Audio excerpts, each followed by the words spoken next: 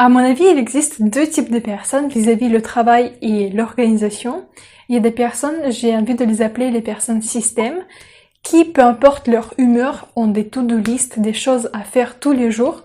Ils ont une routine plus ou moins bien définie. Le mot-clé ici, c'est vraiment les routines de matin, les routines de travail, les routines de soir. Le fait d'avoir une routine leur rend disciplinés. Et c'est ça qui crée leur système. Ces gens-là avancent peut-être petit à petit, mais tous les jours systématiquement vers leur objectif, et c'est la croissance très progressive. Il y a également le deuxième type de personnes, c'est les personnes soi-disant inspiration. Du coup, ils peuvent vraiment travailler beaucoup, ils peuvent tout donner, ils peuvent travailler toutes les nuits, ne pas dormir, s'ils se sentent inspirés. Mais au contraire, ils peuvent aussi absolument ne rien faire s'ils n'ont pas d'inspiration ou l'humeur pour. Ces deux types de personnes, et les personnes système et les personnes inspiration, ont droit d'exister et les deux travaillent très bien et les deux peuvent atteindre de très bons résultats. Personnellement, je sais pas comment les gens inspiration fonctionnent. Je sais que moi, clairement, j'appartiens à la première catégorie des gens, c'est-à-dire les gens système, parce que je travaille beaucoup mieux quand j'ai le système, quand j'ai le travail bien organisé et bien planifié. Quand c'est le cas, je me sens aussi beaucoup moins stressée. Je sais que pour moi, le fait d'avoir une routine bien définie, la routine de matin, de soir, de travail, ça me rassure énormément. Et en revanche, si j'ai pas de routine, je me sens perdue. Aujourd'hui, on va parler du premier type de personnes, donc des personnes système. On va voir comment pour les personnes système être organisées, parce que c'est comme ça que moi je fonctionne et j'ai clairement beaucoup plus de choses à dire là-dessus que sur le deuxième type des personnes, du coup les personnes d'inspiration, parce que pour moi ça reste toujours un mystère. Commençons. Comment être organisé?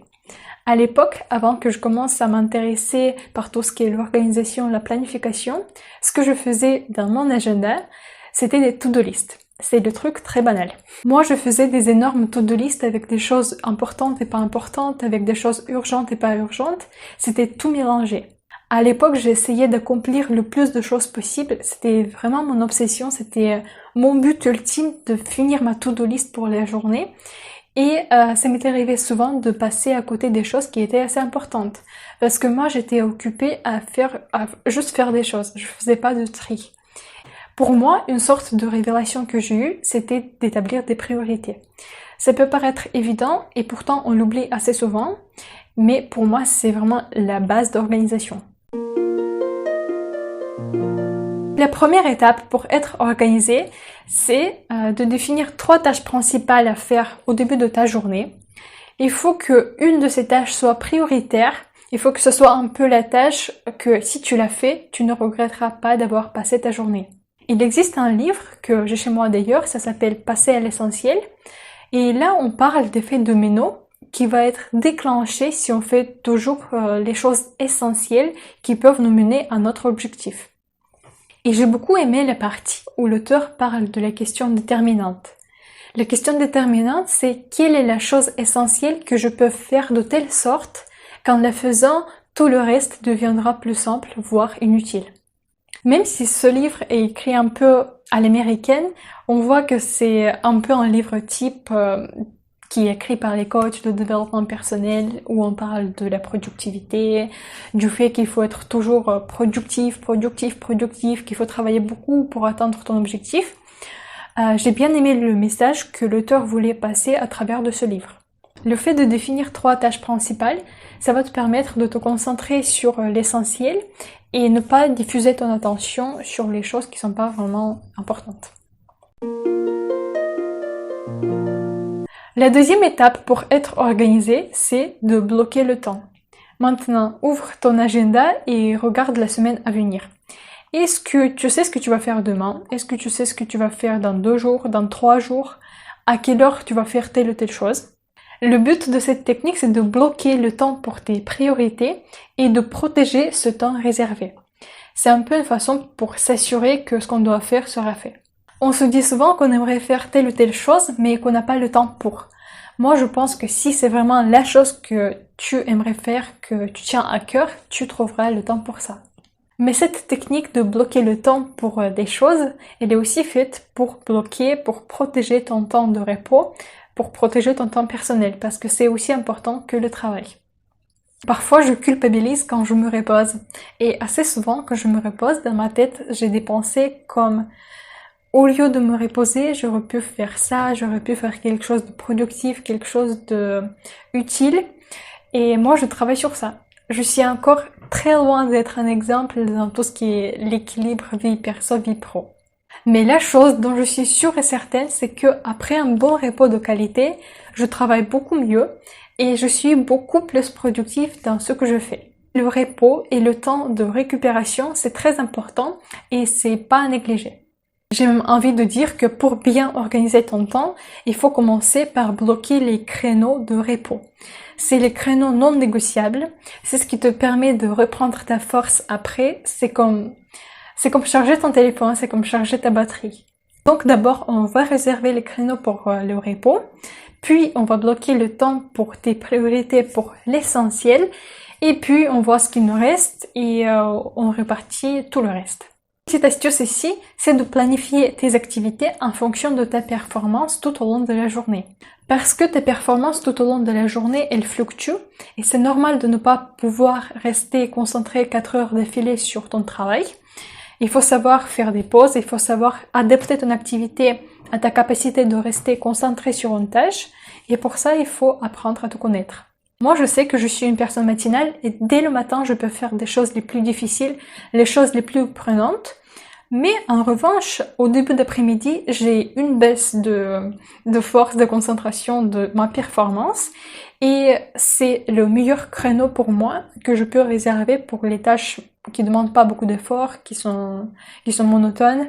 Par exemple, c'est le cas des tâches ménagères. Et là, on arrive à la troisième étape pour être concentré. C'est la troisième et la dernière étape de cette vidéo. Et on va parler de l'état de flow. D'après Wikipédia, le flow, c'est un état mental atteint par une personne lorsqu'il est complètement plongé dans son activité et qu'il se trouve dans un état maximal de concentration. Donc, on va bloquer le chrono pour une tâche à la fois, pour une seule tâche à la fois, et on va essayer d'éviter au maximum la multitâche parce que c'est la meilleure façon pour se fatiguer et finalement avoir très peu de résultats. Pour éviter de se déconcentrer à chaque fois, on peut garder un bout de papier à côté et quand on a une pensée quelconque qui va passer par la tête, on va la noter de suite. Comme ça, on se libère de cette pensée et on la tient plus dans la tête.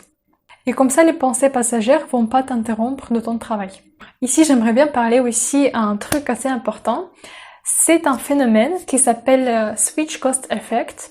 C'est le fait, lorsqu'on passe d'une tâche à l'autre, on gaspille beaucoup d'énergie pour rien, on se fatigue pour rien et ça diminue drastiquement notre performance. D'après certaines études par rapport à ce sujet, après bien sûr ça reste assez récent comme un sujet parce qu'on l'a découvert il y a pas longtemps et la plupart des études sont assez approximatives, mais admettons. Si on regarde ce que nous disent certains psychologues par rapport à ce sujet, par exemple David Meyer, ou Meyer, je sais pas comment on dit son nom de famille, je suis désolée, on peut voir que ce switch peut nous coûter jusqu'à 40% de notre temps qu'on pouvait passer de façon productive. Donc je vais insister encore une fois sur ce point parce que à mon avis c'est très important, tu peux gagner énormément de temps si tu fais ça. Tu fais une chose à la fois. Si tu travailles sur un cours, tu travailles sur le cours et rien d'autre. Il vaut mieux travailler 20 minutes sur une chose mais de façon concentrée que travailler 2 heures sur la même chose mais être tout le temps dérangé.